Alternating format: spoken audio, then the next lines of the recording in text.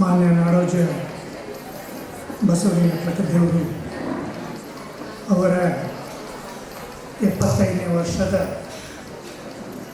ಸಂತೋಷದ ಸಂಭ್ರಮದ ಆಚರಣೆ ಈ ಸಂದರ್ಭದ ಈ ವೇದಿಕೆ ಮೇಲಿರ್ತಕ್ಕಂಥ ಮಾನ್ಯ ಅಧ್ಯಕ್ಷ ಆಗಿರ್ತಕ್ಕಂಥ ಲಿಂಗಣ್ಣ ಗೌಡ ಅವರೇ, ಇಷ್ಟೊತ್ತು ಮಾತನಾಡಿರ್ತಕ್ಕಂಥ ಸೋಲಾಪುರದವರೇ, ಬಸವಲಿಂಗ ಸ್ವಾಮೀಜಿಯವರೇ, ಹಾಗೂ ಬೆಳಗಿಂದ ಉಪನ್ಯಾಸಗಳನ್ನ ಕೇಳಿ ತಾವೆಲ್ಲ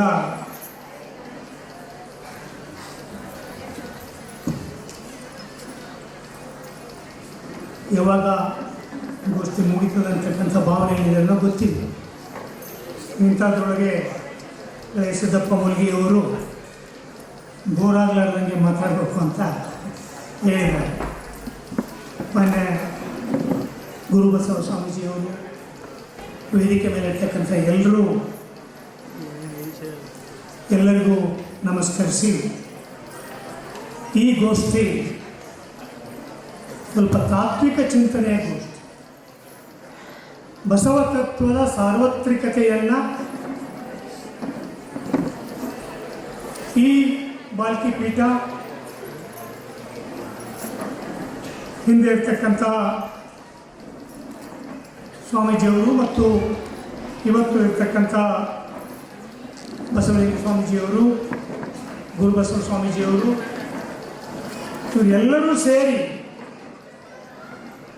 ಆ ಬಸವ ತತ್ವ ಪರಂಪರೆಯನ್ನು ಸಾರ್ವಕಾಲಿಕಗೊಳಿಸ್ತಕ್ಕಂಥ ಪ್ರಕ್ರಿಯೆಯಲ್ಲಿ, ಕ್ರಿಯೆಯಲ್ಲಿ ಹೇಗೆ ಕೆಲಸ ಮಾಡ್ತಾ ಇದ್ದಾರೆ ಅನ್ನೋದು ಬಹಳ ಮುಖ್ಯವಾದದ್ದು. ಮೊದಲನೇದಾಗಿ ಇದು ಬಸವ ತತ್ವ ಪರಂಪರೆಯನ್ನು ಮುಂದುವರಿಸ್ತದೆ ಅನ್ನೋದಕ್ಕೆ ಕಣ್ಣಿ ಕಾಣ್ತಕ್ಕಂಥ ನೇರವಾದ ದೃಶ್ಯ ಏನಂದರೆ, ಕರ್ನಾಟಕದ ಹಲವಾರು ಮಠಗಳಿಗೆ ಈಗ ಕರೆದಾಗ ಹೋಗಿರ್ತೀವಿ, ಆದರೆ ಅಲ್ಲಿ ಆ ಮಠಗಳ ಸ್ವಾಮೀಜಿಗಳಿಗೆ ಒಂದು ಎತ್ತರವಾದ ಕುರ್ಚಿಯನ್ನು ಇಟ್ಟಿರ್ತಾರೆ. ಮುಖ್ಯಮಂತ್ರಿಗಳು ಸಹಿತ ಆ ಕುರ್ಚಿಗಿಂತ ಬಹಳ ಸಣ್ಣದಾದ ಕುರ್ಚಿಯಲ್ಲಿ ಕೂತಿರ್ತಾರೆ. ಅಂದರೆ ವ್ಯಕ್ತಿಯನ್ನು ನೋಡುವಾಗಲೇ, ವೇದಿಕೆಯನ್ನು ಗಮನಿಸುವಾಗಲೇ ಅವರ ಸ್ಥಾನಮಾನಗಳು ಗೊತ್ತಾಗಬೇಕು. ಇದು ಬಸವ ತತ್ವದ ಮಾದರಿಯಲ್ಲ. ಈ ವೇದಿಕೆಯನ್ನು ನೋಡಿದರೆ ಮಠಾಧಿಪತಿಗಳು ಎತ್ತರದ ಸ್ಥಾನದಲ್ಲಿ, ಉಳಿದವರು ಕಡಿಮೆ ಸ್ಥಾನದಲ್ಲಿ ಇಲ್ಲ ಅಂತ ಅನ್ನೋದನ್ನು ನೋಡಿದರೆ, ಈ ವೇದಿಕೆಯಿಂದಲೇ ಬಸವ ತತ್ವ ಆಚರಣೆ ಆರಂಭ ಆಗಿದ್ದು ನಮಗೆ ಕಾಣ್ತಾ ಇದೆ.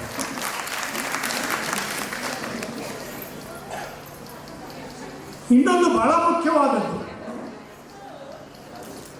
ಬಸವಲಿಂಗ ಸ್ವಾಮೀಜಿಯವರು, ನಾಡೋಜ ಅವರು, ಅದಕ್ಕಿಂತ ಮುಂಚಿನ ಚನ್ನಬಸವ ಸ್ವಾಮೀಜಿಯವರಾಗಿರ್ಬೋದು, ಇವತ್ತಿನ ಗುರುಬಸವ ಸ್ವಾಮೀಜಿಯವರು ಮಾಡಿರ್ತಕ್ಕಂಥ ಈ ಸಂಸ್ಥಾನಗಳು, ಇವೆಲ್ಲವರ ಬಗ್ಗೆನೂ ಮಾತನಾಡಿದ್ದಾರೆ. ಇಳೈ ಸಿದ್ದಪ್ಪ ಅವರು ನಡೆದು ಬಂದಂಥ ದಾರಿ ಬಗ್ಗೆ ಮಾತನಾಡಿದ್ದಾರೆ. ನಾನು ಇಲ್ಲಿ ಬಂದಾಗ ಬಹುಶಃ ಬಹಳ ದೊಡ್ಡ ದೊಡ್ಡ ವಿಶ್ವವಿದ್ಯಾಲಯಗಳನ್ನು ನೋಡಿದ್ದೀನಿ. ಜಗತ್ತಿನ ಒಂದು 10-15 ದೇಶದ ವಿಶ್ವವಿದ್ಯಾಲಯಗಳಿಗೆ ಹೋಗಿದ್ದೀನಿ. ಈ ಕ್ಯಾಂಪಸ್ಸು ಈಗೇನು ಕೂತಿದ್ದೀವಿ ಇಲ್ಲಿ, ನನಗೆ ಮಧ್ಯಾಹ್ನ ನಮ್ಮ ಶಿವಪುತ್ರ ಅಲ್ಲೊಂದು ಕೇಂದ್ರಕ್ಕೆ ಕರ್ಕೊಂಡು ಹೋದ್ರು. ಅನಾಥ ಮಕ್ಕಳ ಒಂದು ಕೇಂದ್ರ ಏನಿದೆ, ಈ ಥರದ ಕೇಂದ್ರವನ್ನು ಜಗತ್ತಿನ ಯಾವ ವಿಶ್ವವಿದ್ಯಾಲಯಗಳಲ್ಲೂ, ಯಾವ ಶಾಲಾ ಕಾಲೇಜುಗಳಲ್ಲೂ ನಾನು ನೋಡ್ಬೋದು.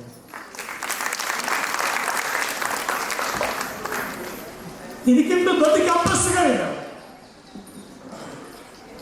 ಇದಕ್ಕಿಂತ ದೊಡ್ಡ ಕಟ್ಟಡಗಳಿದ್ದಾವೆ, ಸರ್ಕಾರಿ ಇದ್ದಾವೆ, ಅರೆ ಸರ್ಕಾರಿ ಇದ್ದಾವೆ, ಖಾಸಗಿ ಇದ್ದಾವೆ.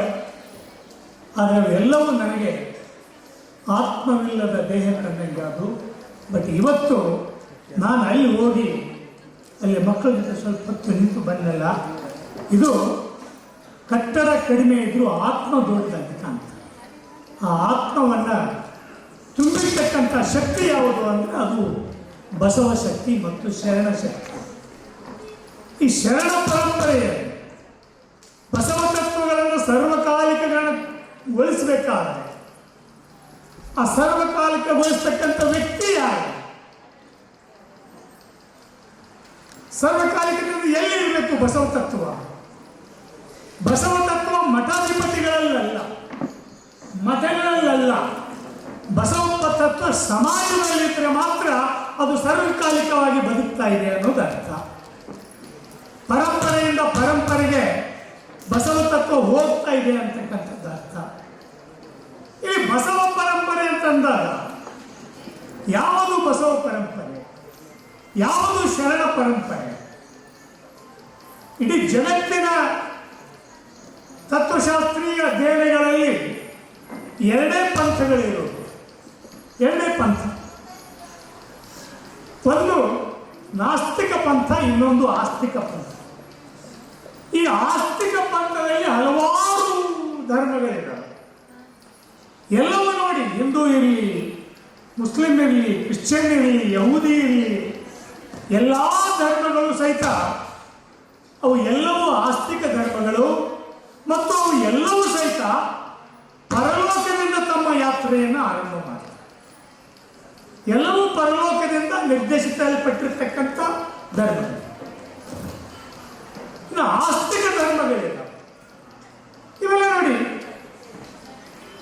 ಕ್ರಿಶ್ಚಿಯನ್ ಧರ್ಮ, ಇಸ್ಲಾಂ, ಯಹೂದಿ, ಈ ಒಂದೇ ನಂಬಿಕೆಯಿಂದ ಬಂದವು ಮೂರು. ಪರಮಾತ್ಮ ಒಂದು ಗಂಡು ಹೆಣ್ಣು ಸೃಷ್ಟಿ ಮಾಡ್ದ, ಅವ್ರಿಗೆ ಯಾವುದೋ ಒಂದು ಹಣ್ಣು ತಿನ್ನಬೇಡ ಅಂತ ಹೇಳಿದ್ದ, ಅವ್ರು ತಿಂದುಬಿಟ್ರು, ಅವರಲ್ಲಿ ಕಾಮೋತ್ಪತ್ತಿ ಆಯಿತು. ಅವತ್ತಿನಿಂದ ಮಕ್ಕಳು ಹುಟ್ಟಕ್ಕೆ ಸ್ಟಾರ್ಟ್ ಆದವು. ಇವತ್ತು ಜಗತ್ತಿನೊಳಗೆ 800 ಕೋಟಿ ಜನ ಏನಿದ್ದಾರೆ, ಇವರೆಲ್ಲರೂ ಅವ್ರ ಮಕ್ಕಳು ಅಂತ ನಂಬಿಕೆ ಆ ಧರ್ಮಗಳು. ಹಾಗೆ ಒಂದೊಂದು ಧರ್ಮದ ನಂಬಿಕೆ. ನಮ್ಮಲ್ಲಿ, ನಮ್ಮ ದೇಶದಲ್ಲಿ ಅಲ್ಲಿ ಮೇಲೆ 3 ಡಿಪಾರ್ಟ್ಮೆಂಟ್ ಇದ್ದಾವೆ, ಬ್ರಹ್ಮ, ವಿಷ್ಣು, ಶಿವ. ಅವ್ರು 3 ಮಂದಿ ಕೂಡಿ ತೀರ್ಮಾನ ಮಾಡ್ತಾರೆ. ಬ್ರಹ್ಮ ಹುಟ್ಟಿಸೋನು, ವಿಷ್ಣು ಕಾಯೋನು, ಶಿವ ಕರ್ಕೊಂಡು ಹೋಗೋನು. ಅವ್ರದ್ದೊಂದು ನಂಬಿಕೆ, ಫಿಲಾಸಫಿ. ಆ ಫಿಲಾಸಫಿ ಆಧಾರದ ಮೇಲೆ ಅವರು ನಮ್ಮನ್ನು ಸೃಷ್ಟಿ ಮಾಡ್ತಾರೆ. ನಾನು ಏನಾಗಬೇಕು ಅಂತ ಅವ್ರು ತೀರ್ಮಾನ ಮಾಡ್ತಾರೆ. ನನ್ನ ಬಣ್ಣ ಯಾವಾಗ ಇರಬೇಕು ಅಂತ ಅವ್ರು ತೀರ್ಮಾನ ಮಾಡ್ತಾರೆ. ನಾನು ಬಡವರ ಮನೆಯಲ್ಲಿ ಹುಟ್ಟಬೇಕು, ಶ್ರೀಮಂತರ ಮನೆಯಲ್ಲಿ ಹುಟ್ಟಬೇಕು, ಅವ್ರು ತೀರ್ಮಾನ ಮಾಡ್ತಾರೆ. ಅವನ ಅಪ್ಪಣೆ ಇಲ್ಲದೆ ಒಂದು ಹುಲ್ಲು ಕಡ್ಡಿಯೂ ಅಲುಗಾಡಲಾರದು. ಸೊ ಹಾಗಿದ್ರೆ ಅವರ ಅಪ್ಪಣೆ ಇಲ್ಲದ ಒಂದು ಹುಲ್ಲು ಕಡ್ಡಿಯೂ ಅಲುಗಾಡಬಾರದು, ಅಲುಗಾಡಲಾರದು ಅಂತಕ್ಕಂಥ ತತ್ವಶಾಸ್ತ್ರೀಯ ಸಿದ್ಧಾಂತಕ್ಕೆ ನಾವು ಬದ್ಧವಾದರೆ ಇಲ್ಲಿ ನಡೀತಕ್ಕಂಥ ಅನ್ಯಾಯ, ಅತ್ಯಾಚಾರ, ಶೋಷಣೆ, ದಬ್ಬಾಳಿಕೆ ಇವು ಎಲ್ಲವೂ ಅವನ ಕಡ್ಡಿ ಅಲುಗಾಡಿಸೋ ಕೆಲಸನೇ ಅಲ್ಲ. ನಾವ್ಯಾಕೆ ವಿರೋಧ ಮಾಡ್ಬೇಕಲ್ಲ? ಅವನ ಅಪ್ಪಣೆ ಇಲ್ಲದಾಗಿರೋದಲ್ಲ ಯಾವುದು. ಸೊ ನಾನು ನಿಮಗೂ ಹೊಡೆದರೆ, ನಿಮ್ಮ ಕಪಾಳಕ್ಕೆ ಹೊಡೆದ್ರೆ ಅದು ಅವನ ಅಪ್ಪಣೆ. ಆದರೆ ತಿರುಗಿ ನೀವು ನನಗೆ ಹೊಡೆದು ಅವನ ಅಪ್ಪಣೆ ಅಂತ ಹೇಳೋ ಧೈರ್ಯ ನಿಮಗೆ. ಈ ದೇಶದಲ್ಲಿ ನಿಮಗೂ ಅದು ಅಪ್ಲೈ ಆಗಬೇಕಲ್ಲ. ಅನ್ಯಾಯಗಳು, ದಬ್ಬಾಳಿಕೆಗಳು ಇವೆಲ್ಲ ಕರ್ಮ ಸಿದ್ಧಾಂತ. ಹಿಂದಿನ ಕಾಲದಲ್ಲಿ ನೀನು ಕರ್ಮ ಮಾಡಿದೀಯಾ, ಅದಕ್ಕಾಗಿ ಈಗ ಅನುಭವಿಸಬೇಕು, ಅನುಭವಿಸಿ ಮುಂದಿನ ಜನದಲ್ಲಿ ಚೆನ್ನಾಗಿರ್ತೀಯ. ಇದು ಆಸ್ತಿಕ ಸಿದ್ಧಾಂತಗಳು. ಜಗತ್ತಿನ ಎಲ್ಲ ಸಿದ್ಧಾಂತಗಳು, ಆಸ್ತಿಕ ಸಿದ್ಧಾಂತಗಳು ಇದನ್ನೇ ಹೇಳಿದ್ದಾರೆ. ಬೇರೆ ಬೇರೆ ಧರ್ಮದ ಹೆಸರಲ್ಲಿರ್ಬೋದು, ಪಾತ್ರ ಬೇರೆ ಇರ್ಬೋದು, ಆದರೆ ಕ್ರಿಯೆ ಒಂದೇನೆ, ತತ್ವ ಒಂದೇನೆ. ಇಲ್ಲಿ ಬಂದಿದ್ದೀರಾ, ಒಳ್ಳೆ ಕೆಲಸ ಮಾಡಿ, ಹೊಡೆದ್ರೆ ಹೊಡೆಸ್ಕೊಳ್ಳಿ, ಒದ್ರೆ ಒಲಿಸ್ಕೊಳ್ಳಿ, ರೇಪಾದರೆ ಓಕೆ ಅವನಿಚ್ಛೆ, ಮರ್ಡರ್ ಆದರೆ ಓಕೆ ಅವನಿಚ್ಛೆ, ನೀವು ಸಹಿಸಿ ಬಂದರೆ ಮುಂದಿನ ಜನರಲ್ಲಿ ನಿಮಗೆ ಒಳ್ಳೆಯದಾಗ್ತದೆ.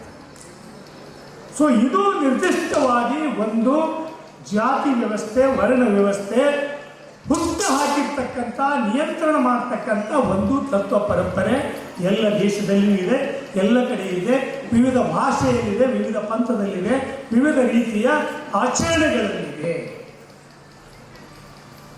ಇದಕ್ಕೆ ಪರ್ಯಾಯವಾಗಿ ಇನ್ನೊಂದು ತತ್ವಶಾಸ್ತ್ರೀಯ ಪ್ರಣಾಳಿಕೆ ಇದೆ. ಅದು ಏನು ಅಂತಂದರೆ, ಇಲ್ಲ ಪಂಚಭೂತಗಳಿಂದ ನೀನು ಹುಟ್ಟಿದೀಯಾ, ಈ ಭೂಮಿಯಲ್ಲಿದ್ದೀ, ಮತ್ತು ಇಲ್ಲಿ ಒಳ್ಳೆಯದು ಕೆಟ್ಟದ್ದು ನೋವು ಸಂಕಟಕ್ಕೆ ಈ ಸಮಾಜನೇ ಕಾರಣ, ಈ ಸಮಾಜದಲ್ಲಿರ್ತಕ್ಕಂಥ ಹಿತಾಸಕ್ತಿಗಳ ಕಾರಣ. ಆ ಕಾರಣಕ್ಕಾಗಿ ನೀನು ಕೇವಲ ಅವನು ತೊಂದರೆ ಕೊಡ್ತಾ ಇದ್ದಾನೆ, ಯಾವನೂ ನನಗೆ ಕಷ್ಟ ಕೊಡ್ತಾ ಇದ್ದಾನೆ ಅಂತ ಸಹಿಸಬೇಕಾಗಿಲ್ಲ. ನೀನು, ನಿನ್ನ ಮಕ್ಕಳು, ನಿನ್ನ ಸಂತತಿ ನೆಮ್ಮದಿಯಿಂದ ಇರಬೇಕಾದ್ರೆ ಇಲ್ಲಿ ನೀನು ಪ್ರಶ್ನೆ ಮಾಡು, ಹೋರಾಟ ಮಾಡು ಮತ್ತು ವಾಸ್ತವವಾಗಿ ಜಗತ್ತನ್ನು ಕಟ್ಟು ಅಂತ ಹೇಳ್ತಕ್ಕಂಥ ಒಂದು ಕಾರಣ. ಈ ಪರಂಪರೆಯಲ್ಲಿ ಜಗತ್ತಾದ್ಯಂತ ಹಲವಾರು ಜನ ವಿಜ್ಞಾನಿಗಳಿದ್ದಾರೆ, ತಂತ್ರಜ್ಞರಿದ್ದಾರೆ, ಎಲ್ಲರೂ ಇದ್ದಾರೆ. ಹಾಗೇನೆ ಭಾರತದಲ್ಲಿಯೂ ಸಹಿತ ಹಿಂದೆ ಚಾರ್ವಾಕರು ಆ ಪಂಥಗಳ ಆರಂಭ ಆದವು. ಸೊ ಆ ಪಂಥದಲ್ಲಿ ನಂತರ ಬಂದವನು ಬುದ್ಧ. ದೇವರಿಲ್ಲದ ಧರ್ಮವನ್ನು ಬೋಧಿಸಿದವನು ಬುದ್ಧ. ದೇವರಿಲ್ಲದ ಧರ್ಮ. ಆ ನಂತರ ಬಂದವರು ಬಸವ ತತ್ವ ಶರಣರು, ಬಸವಣ್ಣನವರು ಶರಣರು. ಅವರು ದೇವಲೋಕ ಮೃತ್ಯುಲೋಕ ಬೇರೆ ಕಾಣಿವು ಅಂತ ಹೇಳಿದಾಗ, ಹಾಗಿದ್ರೆ ಅವರು ಯಾರು ಹೇಳೋದ್ರ ಮೂಲಕ ಏನನ್ನ ಹೇಳಿದ್ರು? ದೇವಲೋಕ ಮೃತ್ಯುಲೋಕ ಬೇರೆ ಇಲ್ಲ ಅಂತ ಹೇಳಿದ್ರು. ಕಾಯಕವೇ ಕೈಲಾಸ ಅಂತ ಹೇಳಿದ್ರು, ಬೆಳಗಿನ ಚರ್ಚೆ ಆಗ್ತಾ ಇದೆ. ಕೈಲಾಸ ಅನ್ನೋದು ಬೇರೆ ಇಲ್ಲ, ಕಾಯಕ ಮಾತ್ರ ಕೈಲಾಸ, ಕಾಯಕದಿಂದ ಕೈಲಾಸ ಅಂತ ಹೇಳಿದ್ರು. ಸೊ ಹಾಗಿದ್ರೆ ಇದು ಕೇವಲ ಒಂದು ತತ್ವ ಪ್ರಣಾಳಿಕೆ ಅಲ್ಲ, ಬುದ್ಧನಿಗೂ ಸಹಿತ ಒಂದು ತತ್ವ ಮಾತ್ರ ಅಲ್ಲ, ಇನ್ನೊಂದು ತತ್ವಕ್ಕೆ ಪರ್ಯಾಯ. ಅದು ಕೇವಲ ಬುದ್ಧ ತನ್ನ ತತ್ವಗಳನ್ನು ಹೇಳಿಲ್ಲ. ಯಾವ ಕಾಲದಲ್ಲಿ ಮಹಿಳೆಯರನ್ನ, ಶೂದ್ರರನ್ನ, ಅಸ್ಪೃಶ್ಯರನ್ನ ಮನುಷ್ಯರಂತೆ ಕಾಣ್ತಾ ಇರಲಿಲ್ವೋ, ಅವರನ್ನ ಗುಲಾಮರನ್ನಾಗಿ ನೋಡ್ತಾ ಇದ್ರು, ಎತ್ತುಗಳನ್ನು ದುಡಿಸ್ಕೊಂಡು ಹಾಗೆ ದುಡಿಸ್ಕೊಳ್ತಾ ಇದ್ರು. ಅಂತಹ ಕಾಲದಲ್ಲಿ ಬಂದು ಅವನು ಇಲ್ಲ, ಮೇಲು ಕೀಳು ಇಲ್ಲ, ಮನುಷ್ಯರೆಲ್ಲ ಸಮಾನರು, ಇದಕ್ಕೆಲ್ಲ ಸಂಪತ್ತು ಕಾರಣ ಅಂತಕ್ಕಂಥದ್ದು, ಆಸೆ ಕಾರಣ ಅಂತಕ್ಕಂಥದ್ದನ್ನ ಬುದ್ಧ ಹೇಳ್ತಾರೆ. ಬುದ್ಧ ಹೇಳಿದ ಮೇಲೆ ನಂತರ ಹೇಳೋದೇ ಕರ್ನಾಟಕದಲ್ಲಿ ಶರಣ ಸಂಸ್ಕೃತಿ ಮತ್ತು ಬಸವಣ್ಣನವರು ಇವ್ರು ಹೇಳ್ತಾರೆ, ಮೃತ್ಯುಲೋಕ ದೇವಲೋಕ ಬೇರೆ ಇಲ್ಲ, ಎಲ್ಲ ಇಲ್ಲೇ ಇರೋದು, ಕರ್ತಾರನ ಕಮ್ಮಟ ಇಲ್ಲೇ ಇರೋದೆಲ್ಲ. ಆದರೆ ಅವರು ದೇವರುಗಳನ್ನು ಏನನ್ನ ನಿರಾಕರಿಸಿದ್ರು. ಇಲ್ಲಿ ಈಗ ನಮ್ಮ ಸೋಲಾಪುರವರು ಮಾತಾಡ್ತಾ ಹೇಳಿದ್ರು, ಬೆಳಿಗ್ಗೆಯಿಂದ ಮಾತನಾಡ್ತಾ ಇದ್ದಾರೆ. ಸ್ವಾಮೀಜಿಯವರು, ಬಸವಲಿಂಗ ಸ್ವಾಮೀಜಿಯವರು ಬಹಳ ಸ್ಪಷ್ಟವಾಗಿ ಪ್ರತಿಪಾದನೆ ಮಾಡ್ತಾ ಇದ್ದಾರೆ. ಲಿಂಗಾಯತ ಧರ್ಮ ಇದು ವೈದಿಕ ಧರ್ಮದ ಪರಂಪರೆಯ ಭಾಗವಲ್ಲ, ಹಿಂದೂ ಧರ್ಮದ ಪರಂಪರೆಯ ಭಾಗವಲ್ಲ. ಇದು ಬಹಳ ಜನರಿಗೆ ಒಂದು ಸಮಸ್ಯೆಯಾಗಿ ಕಾಡ್ತಾ ಇದೆ. ಈಗ ವೀರಶೈವರು ಮತ್ತು ಲಿಂಗಾಯತ ಅನ್ನೋದೊಂದು ಚರ್ಚೆ ನಡೀತಾ ಇದೆ. ನಾನು ಯಾಕೆ ಬಸವಲಿಂಗ ಸ್ವಾಮೀಜಿಯವರನ್ನ, ಸಾಣೆಹಳ್ಳಿ ಸ್ವಾಮೀಜಿಯವ್ರನ್ನ ಮತ್ತು ಗದಿಗೆನ ತೋಟದಾರ ಸ್ವಾಮೀಜಿ ಅಂತ ಕೆಲವು ಸ್ವಾಮೀಜಿಗಳು ಇದನ್ನು ಬಹಳ ಧೈರ್ಯವಾಗಿ ನಿಂತು ಹೇಳ್ತಾ ಇದ್ದಾರೆ. ಮುಖ್ಯಮಂತ್ರಿಗಳ ಹತ್ರ ಬಸವಣ್ಣ ಸಾಂಸ್ಕೃತಿಕ ನಾಯಕ ಅಂತ ಘೋಷಣೆ ಮಾಡ್ಬೇಕಂತ ಹೋದಾಗ ಸ್ವಾಮೀಜಿಯವರು, ಬಸವಲಿಂಗ ಸ್ವಾಮೀಜಿಯವರು, ಸಾಣೆಹಳ್ಳಿ ಸ್ವಾಮೀಜಿಯವರು ಮತ್ತು ಗದಿಗೆನ ತೋಟದಾರ ಸ್ವಾಮೀಜಿಯವರು ಹೋದಾಗ ನಾನು ಆ ನಿಯೋಗದಲ್ಲಿದ್ದಾಗ ಸಿದ್ದರಾಮಯ್ಯವರು ಮುಖ್ಯಮಂತ್ರಿಗಳಿದ್ದಾಗ ನಾನು ಒಂದು ಮಾತನ್ನು ಹೇಳಿದೆ. ಸ್ವಾಮೀಜಿಯವರಿದ್ರು, ಇಲ್ಲಿ ಈ ದೇಶದಲ್ಲಿ ಬಸವ ಚಿಂತನೆಯನ್ನು ದಮನ ಮಾಡಲಾಗ್ತಾ ಇದೆ. ಯಾವುದು ಬಸವ ಚಿಂತನೆ? ಅದಕ್ಕೆ ಆಮೇಲೆ ಬರೋಣ. ಅಲ್ಲಿ ಮುಖ್ಯಮಂತ್ರಿ ಹೇಳಿದಿಷ್ಟೇ, ಯಾಕಪ್ಪ ಬಸವಣ್ಣನ ಸಾಂಸ್ಕೃತಿಕ ನಾಯಕ ಅಂತ ಘೋಷಣೆ ಮಾಡಬೇಕು ಅಂದ್ರೆ, ಬಸವಣ್ಣನ ಮೂರ್ತಿಯನ್ನ ಸಾಂಸ್ಕೃತಿಕ ನಾಯಕ ಅಂತ ಘೋಷಣೆ ಮಾಡೋದಲ್ಲ, ಬಸವಣ್ಣನ ಫೋಟೋನ್ನ ಸಾಂಸ್ಕೃತಿಕ ನಾಯಕ ಅಂತ ಘೋಷಣೆ ಮಾಡೋದಲ್ಲ, ಬಸವಣ್ಣನವರ ಚಿಂತನೆಗಳನ್ನ ಈ ರಾಜ್ಯದ, ಈ ದೇಶದ, ಈ ಲೋಕದ ಬದುಕಿಗೆ ನಾಯಕತ್ವ ಕೊಡ್ತಕ್ಕಂಥ ಸಾಂಸ್ಕೃತಿಕ ಆಲೋಚನೆಗಳು ಅಲ್ಲಿದೆ. ಯಾವ ಆಲೋಚನೆಗಳು? ಇದು ಎಲ್ಲರಿಗೂ ಉತ್ತರ ಕೊಟ್ಟ. ಅದಕ್ಕಾಗಿ ನಾನು ಅವತ್ತು ಮುಖ್ಯಮಂತ್ರಿಗೆ ಹೇಳಿದ್ದು, ದಯವಿಟ್ಟು ಘೋಷಣೆ ಮಾಡಿ. ಯಾಕೆಂತಂದ್ರೆ ವೈದಿಕ ಚಿಂತನೆಯನ್ನು ನೀವು ಎದುರಿಸಬೇಕಾದ್ರೆ ಹಿಂದೂ ರಾಷ್ಟ್ರ ಅಂತ ಘೋಷಣೆ ಮಾಡ್ತಾ ಇದ್ದಾರೆ. ಹಿಂದೂ ರಾಷ್ಟ್ರ, ಮುಸ್ಲಿಂ ರಾಷ್ಟ್ರ, ಕ್ರಿಶ್ಚಿಯನ್ ರಾಷ್ಟ್ರ ಒಳ್ಳೆಯದಲ್ಲ. ಎಲ್ಲ ರಾಷ್ಟ್ರಗಳು ಧರ್ಮಾತೀತವಾಗಿ ಮನುಷ್ಯ ರಾಷ್ಟ್ರಗಳಾಗಿರಬೇಕು. ಡೆಮಾಕ್ರಸಿ ಅಂದರೆ ಎಲ್ಲ ಜಾತಿಗಳನ್ನು ಕೂಡಿಸಿಕೊಂಡು ಹೋಗೋದಲ್ಲ. ಡೆಮಾಕ್ರಸಿ ಅಂದರೆ ಪ್ರಭುತ್ವ ಎಲ್ಲ ಜಾತಿ ಧರ್ಮಗಳ ನಂಬಿಕೆಗೆ ಅತೀತವಾಗಿರಬೇಕಾದದ್ದು.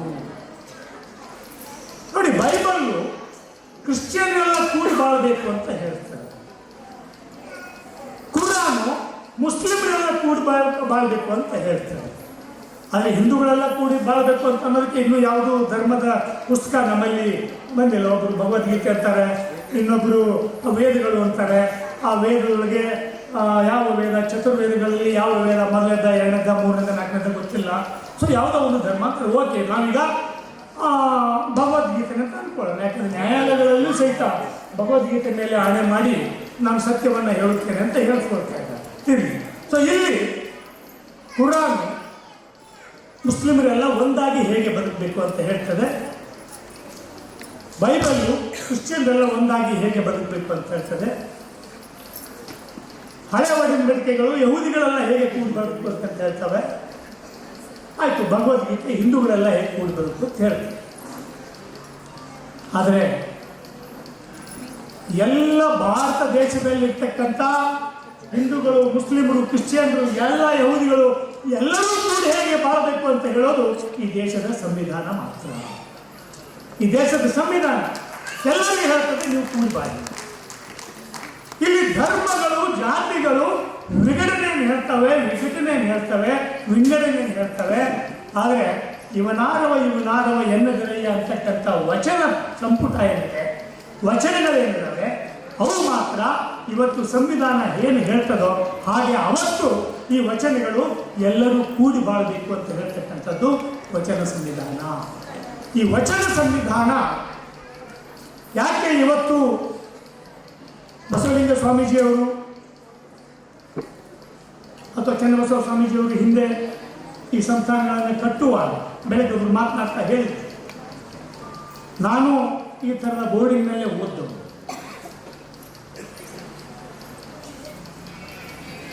ಗುರುಕುಲಗಳು ಯಾವ ವೇದಗಳಲ್ಲಿ, ಯಾಕೆ ನಾವು ಲಿಂಗಾಯತ ಧರ್ಮ ಬೇರೆ ಅಂತೀವಿ ಅಂತಂದ್ರೆ, ಲಿಂಗಾಯತ ಧರ್ಮ ಹಿಂದೂ ಧರ್ಮದ ಭಾಗ ಅಲ್ಲ. ಯಾಕೆ ಅಂತೀವಿ ಅಂತಂದ್ರೆ, ವೇದಗಳೇ ಹೇಳ್ತಕ್ಕಂಥ ಗುರುಕುಲ ಪದ್ಧತಿಯೊಳಗೆ ಅಸ್ಪೃಶ್ಯರಿರಲಿಲ್ಲ, ಏಕಲವ್ಯ ಇರಲಿಲ್ಲ, 50 ಭಾಗದ ಮಹಿಳೆಯರು ಇರಲಿಲ್ಲ ಗುರುಕುಲಗಳಲ್ಲಿ.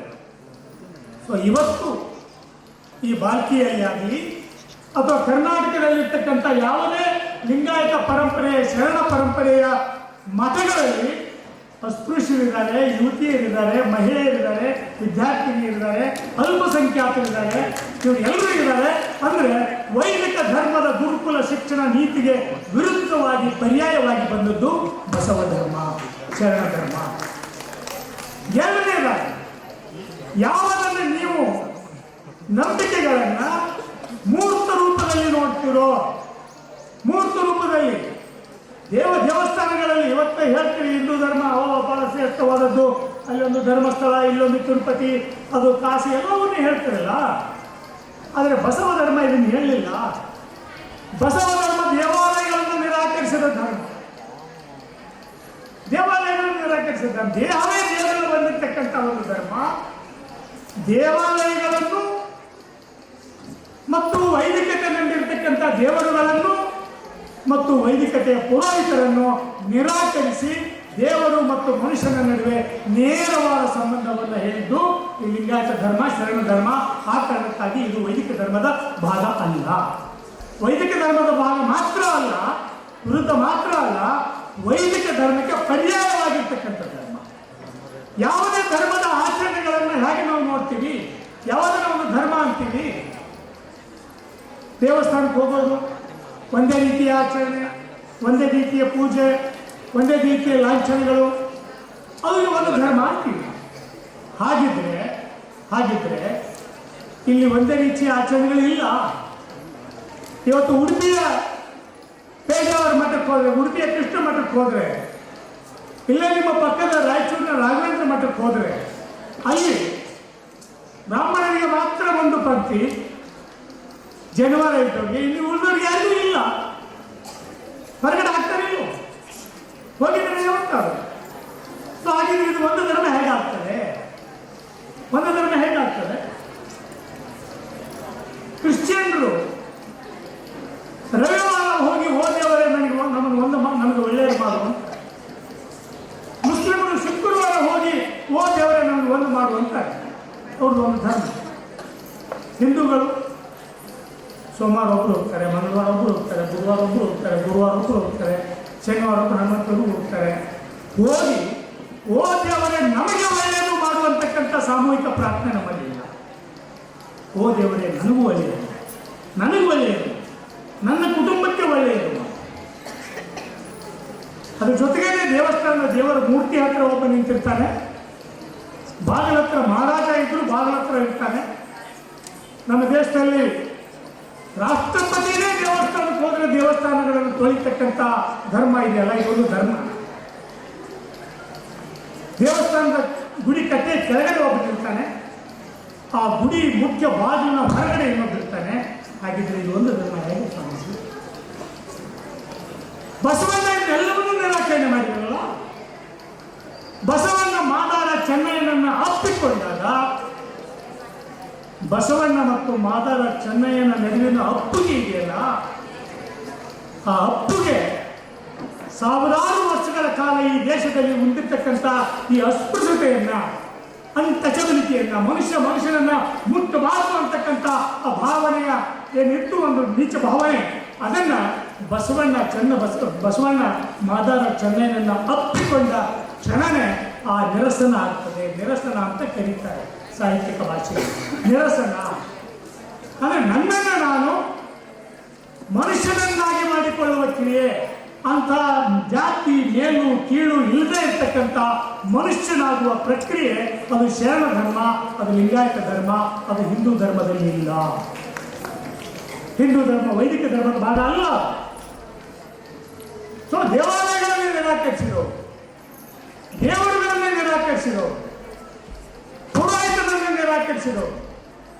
ಪೂಜೆಯ ಆಚರಣೆಗಳು ಬಹಳ ಮುಖ್ಯವಾಗಿ ವೀರಶೈವರು ಯಾರು ಶರಣ ಪಂಥವನ್ನು ಅನುಸರಿಸ್ತೀವಿ, ಲಿಂಗಾಯತ ಅಂತ ಹೇಳಿದ್ರೆ ಅವ್ರಿಗೆ ಅರ್ಥ ಮಾಡ್ಕೊಳ್ಬೇಕು, ಎಲ್ಲರೂ ಅರ್ಥ ಮಾಡ್ಕೋಬೇಕು ಅನ್ನೋಂತಂದ್ರೆ ಇವತ್ತು ನಾವು ವೈದಿಕರ ಥರ ಪೂಜೆ ಮಾಡಿದ್ರೆ, ಸತ್ಯನಾರಾಯಣ ಪೂಜೆ ಮಾಡಿದ್ರೆ ಉದ್ಧಾರ ಆಗ್ತೀವಿ ಅಂತಕ್ಕಂಥ ನಂಬಿಕೆ ಇದೆ. ಸೊ ಅವರು ಕೊಟ್ಟಿರ್ತಕ್ಕಂಥ ಪೂಜಾ ವಿಧಾನಗಳನ್ನು ನಾವು ಮಾಡಲ್ ಅಂತ ತಿಳ್ಕೊಂಡಿದ್ದೀವಿ. ಅಲ್ಲ, ಶರಣ ಸಂಸ್ಕೃತಿ ನುಲಿಯ ಚಂದ್ರಯ್ಯನ ವಚನಗಳನ್ನು ನೋಡಿದರೆ, ನುಲಿಯ ಚಂದ್ರಯ್ಯನ ವಚನಗಳನ್ನು ಲಿಂಗವೇ ಬಂದು ನಿಂತು ನನ್ನ ಎತ್ಕೋ ಅಂದ್ರೂ ಕಾಯಕ ಮಾಡ್ತಾ ಇದ್ದೀನಿ, ಆಮೇಲೆ ಬಾ ಹೋಗು ಅಂತ ಹೇಳ್ತಾನೆ. ಅಂದ್ರೆ ಅರ್ಥ ಏನು? ಆಚರಣೆಗೆ ಎಲ್ಲಿ ಮಹತ್ವ ಇಲ್ಲ, ಮನುಷ್ಯನಿಗೆ ಮಹತ್ವ ಇದೆ, ಕಾಯಕಕ್ಕೆ ಮಹತ್ವ ಇದೆ. ಸೊ ಕಾಯಕವೇ ಮಹತ್ವ ಆಗಿರ್ತಕ್ಕಂಥ ಒಂದು ಧರ್ಮ ಅದು ಶರಣ ಧರ್ಮ. ಅಲ್ಲಿ ಪೂಜೆ ಮಹತ್ವ, ಆಚರಣೆ ಮಹತ್ವ, ನಿಮ್ಮ ಕಾಣಿಕೆಯ ಮಹತ್ವ, ನಿಮ್ಮ ಬಲಿದಾನಗಳ ಮಹತ್ವ ಅಂತಕ್ಕಂಥದ್ದು ಅದು ವೈದಿಕ ಪರಂಪರೆ. ಇಂಥ ಒಂದು ಸಂದರ್ಭದಲ್ಲಿ ನಾವಿದ್ದೀವಿ. ಅಂಥ ಒಂದು ಪರ್ಯಾಯ ಚಿಂತನೆಗೆ, ಪರ್ಯಾಯ ಆಲೋಚನೆಗೆ, ಪರ್ಯಾಯ ಧಾರ್ಮಿಕ ಚಿಂತನೆಗಳಿಗೆ ಬಸವಣ್ಣನವರು ಶರಣರು ಅವತ್ತು ದಾರಿ ಮಾಡಿಕೊಟ್ರಲ್ಲ. ಇವತ್ತು ನಾವು ಗಂಭೀರವಾಗಿ ಆಲೋಚನೆ ಮಾಡಬೇಕಾಗಿದೆ. ಏನು ಎಲ್ಲಿವರೆಗೂ ಹೋಗಿದ್ದಾರೆ ಅಂತಂದ್ರೆ, ಇನ್ನೂ ಒಂದು ಚರ್ಚೆ ನಡೆದಿದೆ ವೀರಶೈವ ಮತ್ತು ಲಿಂಗಾಯತ. ಡಾಕ್ಟರ್ ಕಲಬುರ್ಗಿ ಅವರು ಹೇಳ್ತಾರೆ, 15ನೇ ಶತಮಾನದ ನಂತರ ಸಂಕರ ಆಯಿತು, ಅಂದರೆ ಮಿಕ್ಸ್ ಆಯಿತು. 15ನೇ ಶತಮಾನದ ನಂತರ ಯಾವ ಶೈವ ಪರಂಪರೆ ಇತ್ತೋ ಮೊದಲಿಂದು, 12ನೇ ಶತಮಾನಕ್ಕಿಂತ ಮುಂಚಿಂದು ಯಾವ ಪರಂಪರೆಯನ್ನ, ಅದು ವೈದಿಕ ಪರಂಪರೆನೇ ಆಗಿರಲಿ, ಶೈವ ಪರಂಪರೆನೇ ಆಗಿರಲಿ, ವೇದಕ್ಕೆ ಹೊರೆ ಕಟ್ಟುವೆ ಅಂತ ಹೇಳ್ತಾರೆ ಬಸವಣ್ಣನವರು. ವೇದಕ್ಕೆ ಹೊರೆ ಕಟ್ಟುವೆ, ಆಗಮಗಳ ತನ್ನ ಮಾರನೆತ್ತುವೆ. ಅಂದರೆ ವೈಷ್ಣವ ಪರಂಪರೆ, ಶೈವ ಪರಂಪರೆಯನ್ನು ಎದುರಿಸಿ ಈ ಲಿಂಗಾಯತ ಪರಂಪರೆಯನ್ನು, ಶರಣ ಪರಂಪರೆಯನ್ನು ಕಟ್ತಾರೆ. ಲಿಂಗವನ್ನು ಆಯತ ಮಾಡಿಕೊಂಡು ಯಾರಾದರೂ ಆಗಲಿ, ಹಿಂದೆ ಅವರು ಯಾವುದೇ ಜಾತಿಯನ್ನಿರಲಿ, ಒಂದು ಬಾರಿ ಲಿಂಗವನ್ನು ಆಯತ ಮಾಡಿಕೊಂಡಾಗ ಅವನ ಪೂರ್ವಾಶ್ರಮದ ಜಾತಿ ಮಾಯವಾಗ್ತದೆ ಅನ್ನೋದನ್ನು ಹೇಳ್ತಾರೆ. ಅಂದರೆ ವೈದಿಕ ಆಚರಣೆಗಳಿಗೆ ಪರ್ಯಾಯವಾಗಿ, ವೈದಿಕ ಚಿಂತನೆಗಳಿಗೆ ಪರ್ಯಾಯವಾಗಿ, ವೈದಿಕ ನಡವಳಿಕೆಗಳಿಗೆ ಪರ್ಯಾಯವಾಗಿ, ವೈದಿಕ ದೇವಲೋಕ, ಮೃತ್ಯುಲೋಕ, ಸ್ವರ್ಗ ನರಕಗಳಿಗೆ ಪರ್ಯಾಯವಾಗಿ ಈ ಭೂಮಿಯ ಮೇಲೇನೆ ಒಂದು ಸಮಾಜವನ್ನು ಕಟ್ಟತಕ್ಕಂಥ, ನಮ್ಮ ಸುಖ ದುಃಖಗಳಿಗೆ, ನೋವು ನಲಿವುಗಳಿಗೆ ಇಲ್ಲಿಯೇ ಪರಿಹಾರ ಕಂಡುಕೊಳ್ತಕ್ಕಂಥ ಈ ಶರಣ ಧರ್ಮ ಏನಿದೆ ಇದು ಪರ್ಯಾಯ ಧರ್ಮ, ಇದು ವೀರಶೈವ ಭಾಗದ ಅಲ್ಲ. ಯಾಕೆಂದರೆ ವೀರಶೈವರಲ್ಲಿ ನಾವು ನೋಡ್ತೀವಿ, ಯಾವ ಬಸವಣ್ಣನವರು ವೇದಕ್ಕೆ ಹೊರೆ ಕಟ್ಟಿವೆ ಅಂತ ಹೇಳ್ತಾರೋ, ಆದರೆ ವೀರಶೈವರಲ್ಲಿ ವೇದಮೂರ್ತಿಗಳು ಅಂತ ಬರ್ತಾರೆ. ವೇದಮೂರ್ತಿಗಳು ಅಂತ ಹೆಸರುಗಳು ಹೆಮ್ಮೆ ನೋಡಿ, ಅವರು ವೇದಮೂರ್ತಿ ಅಂತ ಕರೆಸ್ಕೊಳ್ತಾರೆ. ಹಾಗಿದ್ರೆ ವೇದಮೂರ್ತಿಗಳು ಅಂತ ಕರೆಸ್ಕೊಳ್ತಕ್ಕಂಥ ವೀರಶೈವರು ಅದು ಹೇಗೆ ವೇದಗಳನ್ನು ವೇದಕ್ಕೆ ಹೊರೆ ಕಟ್ಟುವೆ ಅನ್ನುವ ಬಸವಣ್ಣನ ಭಾಗ ಆಗ್ತದೆ. ಸೊ ಇದು ಈ ಜಗತ್ತಿನ ಚೈತನ್ಯವಾದಿ, ಆಗಲೇ ಏನಲ್ಲ ಯಾವುದೋ ಒಂದು ಶಕ್ತಿ ನಮ್ಮನ್ನು ನಡೆಸ್ತದೆ ಅಂತಕ್ಕಂಥ ಚೈತನ್ಯವಾದಿ ಚಿಂತನೆಗಳಿಗೆ ಭಿನ್ನವಾಗಿ ಪರ್ಯಾಯವಾಗಿ ಬಂದಿರತಕ್ಕಂಥ ಒಂದು ಪರಂಪರೆಯಲ್ಲಿದೆ. ಅದು ಬುದ್ಧ, ಬಸವ, ಇಡೀ ಜಗತ್ತಿನ ನಾಸ್ತಿಕರು, ವೈಜ್ಞಾನಿಕ ಚಿಂತಕರು, ವೈಚಾರಿಕರು, ಇವರು ಎಲ್ಲರೂ ಸೇರಿರ್ತಕ್ಕಂಥ ಒಂದು ಆಚರಣೆ ಇದೆ. ಅದು ಇವತ್ತು ದಾಳಿಯ ಅಂಚಿನಲ್ಲಿದೆ, ದಾಳಿ ಆಗ್ತಾ ಇದೆ. ಅದರ ಮೇಲೆ ನಾನು ಕಳೆದ ಬಾರಿ ಇಲ್ಲೇ ಮಠಕ್ಕೆ ಬಂದಾಗ ಸ್ವಾಮೀಜಿಗಳು ಇದ್ದಾರೆ ಹೇಳಿದ್ದೆ, ಇವತ್ತು ಒಂದು ಹೊಸ ಸಂಶೋಧನೆ ಬರ್ತಾ ಇದೆ. ಏನು ಅಂತಂದರೆ ಕಲ್ಯಾಣ ಕ್ರಾಂತಿ ಆಗಲೇ ಇದೆ. ವಿಶ್ವವಿದ್ಯಾಲಯದ ಸಂಶೋಧನೆ ಇದೆ, ಪುಸ್ತಕ ತಂದಿದ್ದಾರೆ. ಶಿವಮೊಗ್ಗ ವಿಶ್ವವಿದ್ಯಾಲಯದಲ್ಲಿ ಒಂದು ಟೀಮ್, ಜಂಟಿ ಜಲ್ಕಿ ಅಂತೇಳಿ ಒಂದು ಟೀಮ್, ಅವರು ಸಂಶೋಧಕರ ತಂಡ ಅವರೊಂದು ಪುಸ್ತಕ ತಂದಿದ್ದಾರೆ, ಕಲ್ಯಾಣ ಕ್ರಾಂತಿ ಆಗಲೇ ಇದೆ. ಅಕ್ಕಮಾದೇವಿ ಉಡುತಡಿಯಿಂದ ಇಲ್ಲಿ ಬಸವ ಕಲ್ಯಾಣಕ್ಕೆ ಬರಲೇ ಇಲ್ಲ ಅಂತಕ್ಕಂಥ ಥೀಸಿಸಿದ ಪುಸ್ತಕ ಮಾಡಿದ್ದಾರೆ. ಅಂದರೆ ಅದರ ಅರ್ಥ ಏನು? ವೈದಿಕ ಪರಂಪರೆಗೆ ಈ ಥರದ ಒಂದು ಪ್ರತಿರೋಧ ಬಂದಿರಲೇ ಇಲ್ಲ ಅನ್ನೋದನ್ನ ಹೇಳುತ್ತೆ. ಅಸ್ಪೃಶ್ಯತೆಯನ್ನು ವಿರೋಧಿಸಿ, ವೈದಿಕತೆಯನ್ನು ವಿರೋಧಿಸಿ ಒಂದು ಬಸವ ಚಳವಳಿ, ಲಿಂಗಾಯತ ಧರ್ಮ ಅಂತ ಒಂದು ಹುಟ್ಟಲೇ ಇಲ್ಲ ಅಂತ ಹೇಳೋಕ್ಕೆ ಇಷ್ಟೆಲ್ಲ ಸರ್ಕಸ್ ಮಾಡ್ತಾರೆ. ಸೊ ಇಂಥ ಸಂದರ್ಭದಲ್ಲಿ ಸ್ವಾಮೀಜಿಯವರು, ನಾನು ಅವರಿಗೆ ಅಭಿನಂದಿಸ್ತೇನೆ, ಇಂಥ ಸಂದರ್ಭದಲ್ಲಿ ಈ ಲಿಂಗಾಯತ ಧರ್ಮಕ್ಕೆ ಒಂದು ಪ್ರತ್ಯೇಕವಾದಂಥ ಸ್ಥಾನ ಮತ್ತು ಅಲ್ಪಸಂಖ್ಯಾತ ಜನಾಂಗದ ಸ್ಥಾನಮಾನವನ್ನು ಕೊಡಬೇಕು ಅಂತಕ್ಕಂಥ ಒಂದು ಚಳವಳಿಯ ಭಾಗವಾಗಿ ನಿಂತಿದೆ. ಅದು ಒಂಥರದ ಮೀಸಲಾತಿ ಕೇಳುವಂಥ ರೀತಿಯೊಳಗಲ್ಲ. ಅದು ಏನು ಅಂತಂದರೆ, ನಮ್ಮ ಆಚರಣೆಗಳ ಮೇಲೆ ದಾಳಿ ನಡೀತಾ ಇದೆ. ಯಾವ ಶರಣ ಪರಂಪರೆ ಹುಟ್ಟು ಹಾಕಿರ್ತಕ್ಕಂಥ ಆಚರಣೆಗಳಿದ್ವೋ ಅದರ ಮೇಲೆ ದಾಳಿ ನಡೀತಾ ಇದೆ, ಅದರ ನಂಬಿಕೆಗಳ ಮೇಲೆ ದಾಳಿ ನಡೀತಾ ಇದೆ. ಇವತ್ತು ಸಂಪೂರ್ಣವಾಗಿ ಲಿಂಗಾಯತ ಧರ್ಮದ ಜನತೆಯೂ ಸಹಿತ ಅದು ವೈದಿಕತೆಯ ಶ್ರೇಷ್ಠತೆಗೆ ಬದಲಾಗಿ ಅವರು ಮೂಲ ಆಚರಣೆಗಳನ್ನು ಬಿಟ್ಟು ಹೋಗ್ತಾರೆ. ಮುಂದೆ ಒಂದು ದಿನದಲ್ಲಿ ಬಸವಣ್ಣ ಒಬ್ಬ ಐತಿಹಾಸಿಕ ಪುರುಷ ಮಾತ್ರ ಆಗ್ತಾನೆ, ಶರಣರು ಐತಿಹಾಸಿಕ ವ್ಯಕ್ತಿಗಳು ಮಾತ್ರ ಆಗ್ತಾರೆ. ಅವರು ಇವತ್ತಿನ ಕಾಲಕ್ಕೆ ಪ್ರಸ್ತುತ ಆಗುವುದಿಲ್ಲ. ಇವತ್ತು ಅವರು ಪ್ರಸ್ತುತ ಆಗಬೇಕಾದ್ರೆ ಅವರು ಪ್ರತಿಪಾದಿಸಿದ ಮಾನವೀಯತೆ, ಜಾತ್ಯತೀತತೆ, ಕಾಯಕ ತತ್ವ, ದಾಸೋಹ ತತ್ವ ಇವು ಎಲ್ಲವೂ ಪ್ರಸ್ತುತ ಆಗಬೇಕಾದ್ರೆ ಇವತ್ತು ಆ ಧರ್ಮದ ಚಿಂತನೆಗಳು ಜಾಗತಿಕ ಚಿಂತನೆಗಳಾಗಬೇಕಾಗಿದೆ. ಯಾಕೆಂತಂದ್ರೆ ಭಾರತದ ಸಂವಿಧಾನ ಅದನ್ನೇ ಹೇಳ್ತದೆ, ಸಂಪತ್ತಿನ ವಿಕೇಂದ್ರೀಕರಣ ಆಗಬೇಕು. ನಾನು ಮತ್ತೆ ಹೇಳ್ತೇನೆ, ಲಿಂಗಾಯತ ಸಂಸ್ಥಾನದ ಅಥವಾ ಲಿಂಗಾಯತ ಈ ಥರದ ಸಂಘ ಸಂಘಟನೆಯ ಮಠಗಳು, ಶಾಲೆಗಳು ಏನಿದ್ದಾವೆ, ಈ ಎಲ್ಲ ಶಾಲೆಗಳು, ಮಠಗಳು ಶರಣ ತತ್ವವನ್ನು, ವಚನ ಶಾಸ್ತ್ರವನ್ನು, ವಚನಗಳನ್ನು ನಾವು ಅಂತರ್ಶಿಸ್ತೀಯ ಅಧ್ಯಯನ ಅಂತ ಕರೀತೀವಿ. ವಚನಗಳಲ್ಲಿ ಸಮಾಜಶಾಸ್ತ್ರೀಯ ಚಿಂತನೆಗಳು, ವಚನಗಳಲ್ಲಿ ರಾಜ್ಯಶಾಸ್ತ್ರೀಯ ಚಿಂತನೆಗಳು. ಬಸವಣ್ಣ ಹೇಳ್ತಾರೆ, ಆದಿ ಬಿದ್ದಲಂಗಂಜುವನೇ ಅಯ್ಯ, ಹುಸಿಯು ಹಣ್ಣಾಗಿತ್ತು ಅರಸನಲ್ಲಿ, ಹುಸಿಯು ಹಣ್ಣಾಗಿತ್ತು. ಇವತ್ತು ನಮ್ಮ ರಾಜಕಾರಣ ಅದನ್ನು ಪ್ರಧಾನಿಗಳನ್ನು ನೋಡಿದಾಗ ಗೊತ್ತಾಗ್ತದೆ ಹುಸಿಯು ಎಷ್ಟು ಹಣ್ಣಾಗಿತ್ತು. ಹುಸಿಯು ಹಣ್ಣಾಗಿತ್ತು, ಹುಸಿಯು ಹಣ್ಣಾಗಿ ಕೊಡ್ತಿತ್ತು. ಚನ್ನಬಸವಣ್ಣವರೇ ಹೇಳ್ತಾರೆ, ಬಸವಣ್ಣನವರು ಹುಸಿಯು ಹಣ್ಣಾಗಿತ್ತು ಅರಸನಲ್ಲಿ ಅಂತ ಹೇಳ್ತಾರೆ.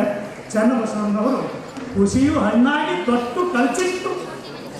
ಹುಸಿ ಎಷ್ಟು ಹಣ್ಣಾಗಿತ್ತು ತೊಟ್ಟು ಸಹಿತ ಕಲ್ತ್ಕೊಂಡು ಚನ್ನಬಸವಣ್ಣ ಅಂದ್ರೆ ಇದರ ಅರ್ಥ.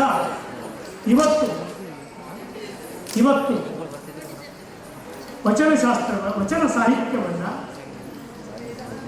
ಬಸವಣ್ಣ ಸಾಂಸ್ಕೃತಿಕ ನಾಯಕ ಅಂತ ಹೇಳುವಾಗ ಎಲ್ಲ ಶಾಲೆಗಳಲ್ಲಿ ಫೋಟೋ ಹಾಕಿದರೆ ಆಗಿರಲಿಲ್ಲ. ಯಾಕಂದ್ರೆ ಗಾಂಧಿ ಫೋಟೋ ಈಗಾಗಲೇ ಇದ್ದಾವೆ. ಗಾಂಧಿ ಯಾರು ಅಂತ ನಮ್ಮ ವಿದ್ಯಾರ್ಥಿಗಳು ಗೊತ್ತಿಲ್ಲ. ಸುಭಾಷ್ ಚಂದ್ರ ಫೋಟೋ ಇದ್ದಾವೆ, ಅವ್ರು ಯಾರು ಅಂತ ಗೊತ್ತಿಲ್ಲ. ಫೋಟೋ ಹಾಕೋದ್ರಿಂದ ಆಗೋದಿಲ್ಲ. ಪಠ್ಯ ಪುಸ್ತಕಗಳಲ್ಲಿ ಬಸವಣ್ಣನ ವಚನಗಳು ಅಂದ್ರೆ ಏನು ಮಾಡ್ತಾರೆ? ಕನ್ನಡ ಪಠ್ಯ ಪುಸ್ತಕ. ಬರೀ ಕನ್ನಡ ಪಠ್ಯ ಪುಸ್ತಕ ಮಾತ್ರ ಅಲ್ಲ, ಈ ವಚನಕಾರರು ಜಾತಿ ವ್ಯವಸ್ಥೆ ಹೇಳಿದ್ದಾರೆ, ಅರ್ಥ ವ್ಯವಸ್ಥೆ ಹೇಳಿದ್ದಾರೆ, ದಾಸೋಹ ಹೇಳಿದ್ದಾರೆ. ದಾಸೋಹ ಇಸ್ ದಿ ಎಕನಾಮಿಕ್ಸ್, ಸಂಪತ್ತಿನ ವಿಕೇಂದ್ರೀಕರಣ. ಸೊ ಈ ಥರದ ಎಲ್ಲ ವಿಷಯಗಳನ್ನು ಅಂತರ್ಶಿಸ್ತೀಯ ಅಧ್ಯಯನದ ಮೂಲಕ ನಮ್ಮ ಶಾಲಾ ಕಾಲೇಜುಗಳಲ್ಲಿ ಕಲಿಸೋದ್ರ ಮುಖಾಂತರವಾಗಿ ಬಸವಣ್ಣನನ್ನು ಸಾಂಸ್ಕೃತಿಕ ನಾಯಕ ಅಂತ ಹೇಳೋಕ್ಕೆ ಸಾಧ್ಯ ಆಗ್ತದೆ. ಬಸವಣ್ಣ ಸಾಂಸ್ಕೃತಿಕ ನಾಯಕ ಅಂತಂದಾಗ ನನಗೆ ಬಾಲ್ಕಿ ಪರಂಪರೆ ಬಸವಲಿಂಗ ಸ್ವಾಮೀಜಿಯವರು ಇಲ್ಲಿ ಆ ಪರಂಪರೆಯ ವಕ್ತಾರರಾಗಿ ಇಲ್ಲಿ ಕೆಲಸ ಮಾಡ್ತಾ ಇದ್ದಾರೆ. ಇಲ್ಲಿ ದಾಸೋಹ ಇದೆ, ಸಂಪತ್ತಿನ ವಿಕೇಂದ್ರೀಕರಣ ಇದೆ. ವಿದ್ಯೆ ದಾಸೋಹದಲ್ಲಿ ಬರೀ ಅನ್ನದಾಸೋಹ ಮಾತ್ರ ಅಲ್ಲ, ಜ್ಞಾನ ದಾಸೋಹ ಇದೆ, ಅನ್ನದಾಸೋಹ ಇದೆ ಮತ್ತು ಶಿಕ್ಷಣದ ದಾಸೋಹ ಇದೆ. ಹಾಗೇನೆ ಜಾತಿ ರಹಿತವಾಗಿರ್ತಕ್ಕಂಥ ಒಂದು ಜನಸಮೂಹವನ್ನು ಕಟ್ಟತಕ್ಕಂಥ ಸಮಾಜ ನಿರ್ಮಾಣದ ಕನಸಿದೆ. ಇದು ಬಸವಣ್ಣನವರನ್ನು ಸಾರ್ವತ್ರೀಕೃತಗೊಳಿಸ್ತಕ್ಕಂಥ ಒಂದು ವಿಧಾನ. ಅಂಥ ಒಂದು ವಿಧಾನವನ್ನು ಈ ಪರಂಪರೆ ನಡೆಸ್ಕೊಂಡು ಬರ್ತಾ ಇದೆ. ಇಂಥ ಕೆಲವೇ ಮಠಗಳು ಕರ್ನಾಟಕದಲ್ಲಿದ್ದಾವೆ. ಸೊ ಅವರೆಲ್ಲರೂ ಇವತ್ತು ಒಂದಾಗಿ ನಿಂತಿದ್ದಾರೆ.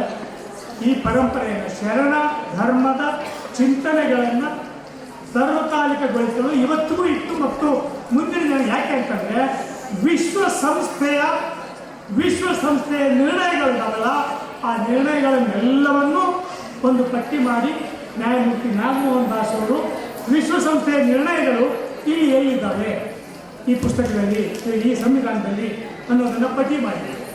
ಹಾಗೆ ನಮ್ಮ ಈ ಗೆಳೆಯ ನಾಗವಾರ್ ಮತ್ತು ಮಡ್ಯರಿದ್ದಾರೆ, ನಾವೆಲ್ಲ ಕಲಬುರ್ಗಿ ಗುರುಗಳ ಶಿಷ್ಯರು. ಕಲಬುರ್ಗಿಯವರು ಯಾಕೆ ಕಲಬುರ್ಗಿಯವ್ರ ಹತ್ಯೆ ಆಯಿತು? ಕಲಬುರ್ಗಿಯವ್ರ ಹತ್ಯೆ ಯಾಕಾಯಿತು ಅಂತಂದರೆ ವಚನಗಳ ಆಧಾರದಿಂದ ಸಂಸ್ಕೃತ ವಚನಗಳ ಆಧಾರದಿಂದ ವೈದಿಕ ವ್ಯವಸ್ಥೆಯ ಭಾಷೆಯ ವಿರುದ್ಧ, ವೈದಿಕ ವ್ಯವಸ್ಥೆಯ ಆಚರಣೆ ವಿರುದ್ಧ, ವೈದಿಕ ವ್ಯವಸ್ಥೆಯ ನಂಬಿಕೆಯ ವಿರುದ್ಧ ಶರಣರು ಹೇಗೆ ವಚನಗಳನ್ನು ಕೊಟ್ಟಿದ್ದಾರೆ ಅನ್ನೋದನ್ನು ಅವರು ಕಟ್ಟಿ ತಮ್ಮ ಸಂಶೋಧನೆಗಳಲ್ಲಿ ತೋರಿಸಿದ್ರು. ಆ ಕಾರಣಕ್ಕಾಗಿ ಅವರು ಬರೆಸಿದ್ರು. ಅದನ್ನೇ ಒಂದು ಪುಸ್ತಕನ ನಾನು ನವ ಕರ್ನಾಟಕದಿಂದ ಬರೆದಿದ್ದೇನೆ. ಆ ಪುಸ್ತಕದಲ್ಲಿ ಕಲಬುರ್ಗಿಯವರ ಹತ್ಯೆಗೆ ಇರ್ತಕ್ಕಂಥ ತಾತ್ವಿಕ ಕಾರಣಗಳೇನು? ಆಸ್ತಿ ಕಾರಣ ಇಲ್ಲ, ಬೇರೆ ಜಗಳ ಇಲ್ಲ. ಹಾಗಿದ್ರೆ ಅವರನ್ನ ಹತ್ಯೆ ಮಾಡೋಕ್ಕೆ ಇರ್ತಕ್ಕಂಥ ತಾತ್ವಿಕ ಕಾರಣಗಳೇನು? ಕಲಬುರ್ಗಿಯವರ ಮೇಲಿನ ಹತ್ಯೆ ವ್ಯಕ್ತಿಯ ಮೇಲೆ ಆದ ಹತ್ಯೆ ಅಲ್ಲ, ಅದು ಶರಣ ಧರ್ಮದ ಚಿಂತನೆಗಳ ಮೇಲೆ ಆಗಿರ್ತಕ್ಕಂಥ ಒಂದು ಹತ್ಯೆ, ಹಲ್ಲೆ ಮತ್ತು ದಾಳಿ. ಸೊ ಆ ಕಾರಣಕ್ಕಾಗಿ ಇವತ್ತಿನ ನಮ್ಮ ಎಲ್ಲರ ಮೇಲೆ ಇರ್ತಕ್ಕಂಥ ಜವಾಬ್ದಾರಿ ಈ ಶರಣ ಪರಂಪರೆಯನ್ನು, ಶರಣ ಸಂಸ್ಕೃತಿಯನ್ನು, ಶರಣ ತಾತ್ವಿಕತೆಯನ್ನು ಸಾರ್ವಕಾಲಿಕಗೊಳಿಸುವುದು ಮಾತ್ರ ಅಲ್ಲ, ವಿಶ್ವಸಂಸ್ಥೆಯ ನಿರ್ಣಯಗಳಂತೆ ಅದನ್ನು ಜಗತ್ತಿಗೆ ತಗೊಂಡು ಹೋಗ್ತಕ್ಕಂಥ ಕೆಲಸ ಆಗಬೇಕಾಗಿದೆ. ಇದನ್ನು ನಾವೆಲ್ಲರೂ ಸೇರಿ ಮುಂದುವರ್ಸೋಣ. ಈ ಹಂತದಲ್ಲಿ ಸ್ವಾಮೀಜಿಯವರಿಗೆ, ಬಸವಲಿಂಗ ಸ್ವಾಮೀಜಿಯವರಿಗೆ 75 ವರ್ಷಗಳಾಗಿದ್ದಾವೆ.